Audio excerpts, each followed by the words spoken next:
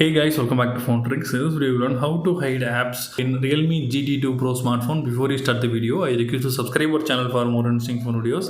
First of all, need to open the settings of the phone. Then choose privacy. Now click on the hide apps.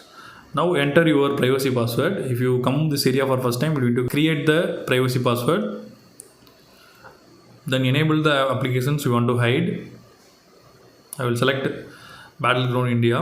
Now we need to set access code. Now click on the settings. The access code format is has 4-digit number has. So we'll enter 0000 has. So you can set this code anything you want. Then click the tick mark. Then click done. Now come back to the dialer.